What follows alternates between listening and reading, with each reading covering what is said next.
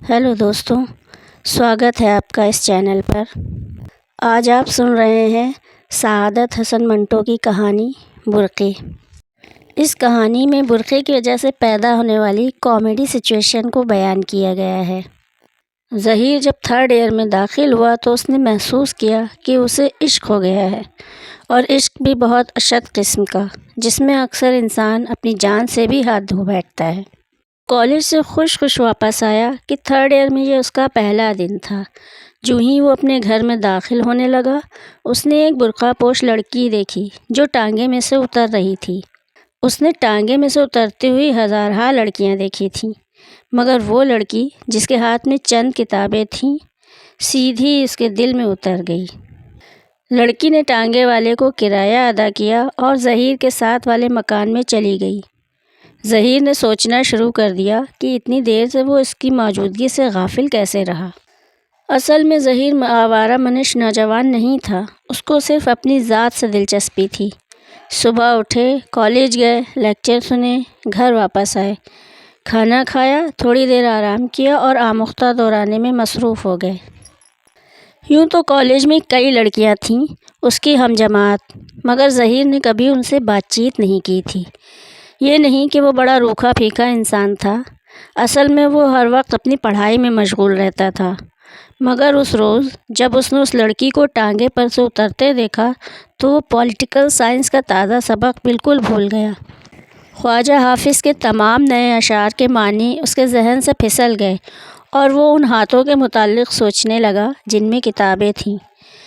पतली पतली सफ़ेद उंगलियां, एक उंगली में अंगूठी, दूसरा हाथ जिसमें टांगे वाले को किराया अदा किया, वो भी वैसा ही खूबसूरत था। ज़हीर ने उसकी शक्ल देखने की कोशिश की, मगर नकाब इतनी मोटी थी कि उसे कुछ दिखाई न दिया। लड़की तेज़ तेज़ कदम उठाती उसके साथ वाले मकान में दाखिल हो गई और ज़हीर खड़ा देर तक सोचता रहा कि इतना कम फासला होने के बावजूद वो क्यों उसकी मौजूदगी से गाफिल रहा। अपने घर में जाकर उसने पहला सवाल अपनी माँ से ये किया, हमारे पड़ोस में कौन रहते हैं? उसकी माँ के लिए ये सवाल बहुत ताज्जुब खेज़ था। क्यों? मैंने ऐसे ही पूछा है, उसकी माँ ने कहा। मुहाजिर हैं हमारी तरह। ज़हीर ने पूछा, कौन हैं, क्या करते हैं?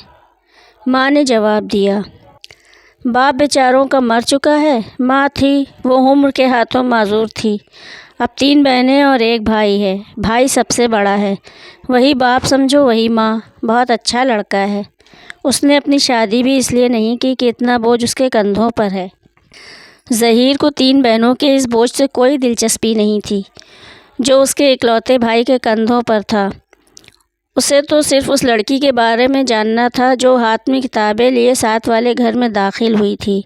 ये तो जाहिर था कि वो इन 3 बहनों में से एक थी। खाने से फारिग होकर वो पंखे के नीचे लेट गया। उसकी आदत थी कि वो गर्मियों में खाने के बाद 1 घंटे तक ज़रूर सोया करता था, मगर उस रोज़ उसे नींद ना आई। वो उस लड़की के मुताल्लिक़ सोचता रहा जो उसके पड़ोस में रहती थी। कई दिन गुज़र गए, मगर उसकी मुठभेड़ ना हुई। कॉलेज से आकर उसने सैकड़ों मरतबा कोठे पर घंटों धूप में खड़े रहकर उसकी आमद का इंतज़ार किया, मगर वो ना आई। ज़हीर मायूस हो गया। वो बहुत जल्द मायूस हो जाने वाला आदमी था। उसने सोचा कि ये सब बेकार है, मगर इश्क कहता था कि ये बेकारी ही सबसे बड़ी चीज़ है। इश्क में सबसे पहले आशिक को इस चीज़ से वास्ता पड़ता है, जो घबराया वो गया। चुनांचे ज़हीर ने अपने दिल में अहद कर लिया कि पहाड़ भी टूट पड़े तो वो घबराएगा नहीं, अपने इश्क में साबित कदम रहेगा। बहुत दिनों के बाद जब वो साइकिल पर कॉलेज से वापस आ रहा था, उसने अपने आगे एक टांगा देखा जिसमें एक बुर्क़ापोश लड़की बैठी थी। उसका क़यास बिल्कुल दुरुस्त निकला, चूँकि ये वही लड़की थी। टांगा रुका। ज़हीर साइकिल पर से उतर पड़ा। लड़की के एक हाथ में किताबें थीं, दूसरे हाथ से उसने टांगे वाले को किराया अदा किया और चल पड़ी। मगर टांगे वाला पुकारा, ए बीबी जी, ये क्या दिया तुमने? उसके लहजे में बदतमीज़ी थी। लड़की रुकी। पलट कर उसने टांगे वाले को अपने बुर्क़े की नकाब में से देखा। क्यों, क्या बात है? टांगे वाला नीचे उतर आया और हथेली पर अठन्नी दिखाकर कहने लगा, ये 8 आने नहीं चलेंगे। लड़की ने महीन लर्ज़ा आवाज़ में कहा, میں ہمیشہ 8 آنے ہی دیا کرتی ہوں۔ ٹانگے والا بڑا واہیات قسم کا آدمی تھا۔ بولا، وہ آپ سے رعایت کرتے ہوں گے مگر یہ سن کر ظہیر کو طیش آ گیا۔ سائیکل چھوڑ کر آگے بڑھا۔ آؤ دیکھا نہ تاؤ ایک مکہ ٹانگے والے کی ٹھوڑی کے نیچے جما دیا۔ وہ ابھی سنبھلا بھی نہیں تھا کہ ایک اور اس کی داہنی کنپٹی پر اس زور کا کہ وہ بلبلا اٹھا۔ اس کے بعد ظہیر اس لڑکی سے، جو ظاہر ہے کہ گھبرا گئی تھی، مخاطب ہوا، آپ تشریف لے جائیے، میں اس حرامزادے سے نبٹ لوں گا۔ لڑکی نے کچھ کہنا چاہا، شاید شکریہ کے الفاظ تھے جو اس کی زبان کی نوک پر آ کر واپس چلے گئے۔ وہ چلی گئی۔ 10 قدم ہی تو تھے مگر ظہیر کو پورے 20 منٹ اس ٹانگے والے سے نبٹنے میں لگے۔ وہ بڑا ہی لیچڑ قسم کا ٹانگے والا تھا۔ ظہیر بہت خوش تھا کہ اس نے اپنی محبوبہ کے سامنے بڑی بہادری کا مظاہرہ کیا۔ اس نے ٹانگے والے کو خوب پیٹا تھا اور اس نے یہ بھی دیکھا تھا کہ وہ برقع پوش لڑکی اپنے گھر سے چک لگی کھڑکی کے پیچھے سے اس کو دیکھ رہی ہے۔ یہ دیکھ کر ظہیر نے 2 گھوسے اور اس کوچوان کی ٹھوڑی کے نیچے جما دیے تھے۔ اس کے بعد ظہیر سر سے پیر تک اس برقع پوش کی محبت میں گرفتار ہو گیا۔ اس نے اپنی والدہ سے اور پوچھ تاچھ کی تو معلوم ہوا کہ اس لڑکی کا نام یاسمین ہے۔ 3 بہنیں ہیں، باپ ان کا مر چکا ہے، ماں زندہ ہے، معمولی سی جائیداد ہے جس کے کرائے پر ان سب کا گزارا ہو رہا ہے۔ ظہیر کو اب اپنی معشوقہ کا نام معلوم ہو چکا تھا، چنانچہ اس نے یاسمین کے نام کئی خط کالج میں بیٹھ کر لکھے مگر پھاڑ ڈالے۔ لیکن ایک روز اس نے ایک طویل خط لکھا اور تہیہ کر لیا کہ وہ اس تک ضرور پہنچا دے گا۔ بہت دنوں کے بعد جب کہ ظہیر سائیکل پر کالج سے واپس آ رہا تھا، اس نے یاسمین کو ٹانگے میں دیکھا۔ وہ اتر کر جا رہی تھی۔ لپک کر وہ آگے بڑھا، جیب سے خط نکالا اور ہمت اور جرأت سے کام لے کر اس نے کاغذ اس کی طرف بڑھا دیے۔ یہ آپ کے کچھ کاغذ ٹانگے میں رہ گئے تھے۔ یاسمین نے وہ کاغذ لے لیے، نقاب کا کپڑا سرسرایا۔ شکریہ، یہ کہہ کر وہ چلی گئی۔ ظہیر نے اطمینان کا سانس لیا لیکن اس کا دل دھک دھک کر رہا تھا، اس لیے کہ اسے معلوم نہیں تھا کہ اس کے خط کا کیا حشر ہونے والا ہے۔ وہ ابھی اس حشر کے متعلق سوچ ہی رہا تھا کہ ایک اور ٹانگا اس کی سائیکل کے پاس رکا۔ اس میں سے ایک برقع پوش لڑکی اتری۔ اس نے ٹانگے والے کو کرایہ ادا کیا۔ یہ ہاتھ جس سے کرایہ ادا کیا گیا تھا ویسا ہی تھا جیسا اس لڑکی کا تھا جس کو پہلی مرتبہ ظہیر نے دیکھا تھا۔ کرایہ ادا کرنے کے بعد یہ لڑکی اس مکان میں چلی گئی جہاں یاسمین گئی تھی۔ ظہیر سوچتا رہ گیا لیکن اس کو معلوم تھا کہ 3 بہنیں ہیں، ہو سکتا ہے کہ یہ لڑکی یاسمین کی چھوٹی بہن ہو۔ خط دے کر ظہیر نے یہ سمجھا کہ آدھا میدان مار لیا ہے، پر جب دوسرے روز اسے کالج جاتے وقت ایک چھوٹے سے لڑکے نے کاغذ کا ایک پرزہ دیا تو اسے یقین ہو گیا کہ پورا میدان مار لیا ہے۔ لکھا تھا، آپ کا محبت نامہ ملا، جن جذبات کا اظہار آپ نے کیا ہے اس کے متعلق میں آپ سے کیا کہوں، میں اس سے آگے کچھ نہیں کہہ سکتی، مجھے اپنی لونڈی سمجھیے۔ یہ رقعہ پڑھ کر ظہیر کی بانچیں کھل گئیں۔ کالج میں کوئی پیریڈ اٹینڈ نہ کیا، بس سارا وقت باغ میں گھومتا رہا اور اس رقعے کو پڑھتا رہا۔ 2 دن گزر گئے مگر یاسمین کی مٹبھیڑ نہ ہوئی۔ اس کو بہت کوفت ہو رہی تھی، اس لیے کہ اس نے ایک لمبا چوڑا محبت بھرا خط لکھ لیا تھا اور وہ چاہتا تھا کہ جلد از جلد اس تک پہنچا دے۔ تیسرے روز آخر کار وہ ظہیر کو ٹانگے میں نظر آئی۔ جب وہ کرایہ ادا کر رہی تھی، سائیکل ایک طرف گرا کر وہ آگے بڑھا اور یاسمین کا ہاتھ پکڑ لیا۔ حضور، یہ آپ کے چند کاغذات ٹانگے میں رہ گئے تھے۔ یاسمین نے ایک غصے سے بھرے ہوئے جھٹکے کے ساتھ اپنا ہاتھ چھڑایا اور تیز لہجے میں کہا، بدتمیز کہیں کے، شرم نہیں آتی تمہیں؟ یہ کہہ کر وہ چلی گئی اور ظہیر کے محبت بھرے خط کے کاغذ سڑک پر پھڑپھڑانے لگے۔ وہ سخت حیرت زدہ تھا کہ وہ لڑکی جس نے یہ کہا تھا کہ مجھے اپنی لونڈی سمجھیے، اتنی رعونت سے کیوں پیش آئی ہے، لیکن پھر اس نے سوچا کہ شاید یہ بھی انداز دلربا ہے۔ دن گزرتے گئے مگر ظہیر کے دل و دماغ میں یاسمین کے یہ الفاظ ہر وقت گونجتے رہتے تھے، بدتمیز کہیں کے، شرم نہیں آتی تمہیں؟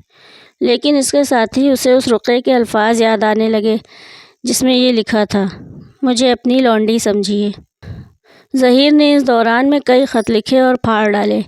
وہ چاہتا تھا کہ مناسب و موزوں الفاظ میں یاسمین سے کہے کہ اس نے بدتمیز کہہ کر اس کی اور اس کی محبت کی توہین کی ہے، مگر اسے ایسے الفاظ نہیں ملتے تھے۔ وہ خط لکھتا تھا مگر جب اسے پڑھتا تو اسے محسوس ہوتا کہ یہ درست نہیں ہے۔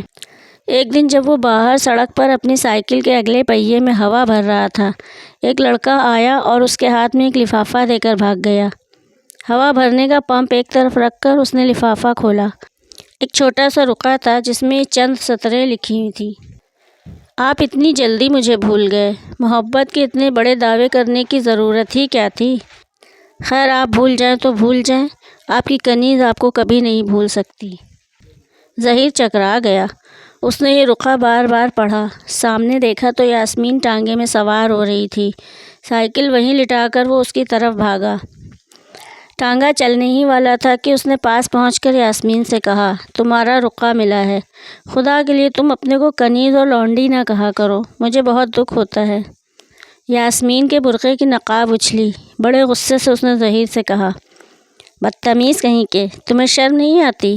میں آج ہی تمہاری ماں سے کہوں گی کہ تم مجھے چھیڑتے ہو۔ ٹانگا چل ہی رہا تھا، تھوڑی دیر میں نگاہوں سے اوجھل ہو گیا۔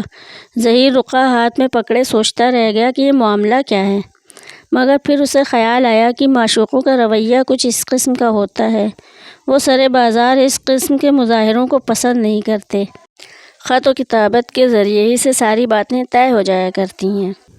چنانچہ اس نے دوسرے روز ایک طویل خط لکھا اور جب وہ کالج سے واپس آ رہا تھا، ٹانگے میں یاسمین کو دیکھا۔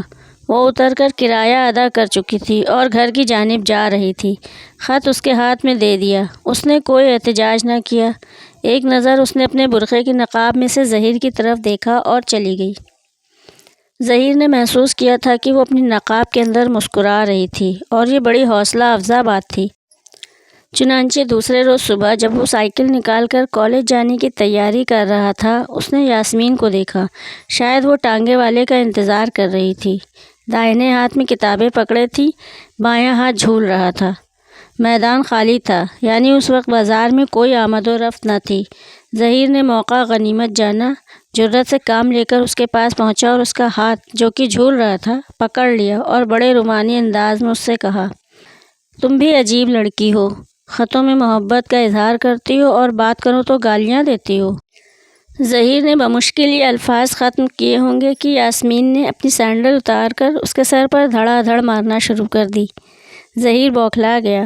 یاسمین نے اس کو بے شمار گالیاں دیں، مگر وہ بوکھلاہٹ کے باعث سن نہ سکا۔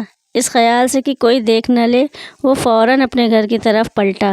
سائیکل اٹھائی اور قریب تھا کہ اپنی کتابیں وغیرہ اسٹینڈ کے ساتھ جمع کر کالج کا رخ کرے کہ ٹانگا آیا۔ یاسمین اس میں بیٹھی اور چلی گئی۔ ظہیر نے اطمینان کا سانس لیا۔ اتنے میں ایک اور برقع پوش لڑکی نمودار ہوئی، اسی گھر میں سے جس میں سے یاسمین نکلی تھی۔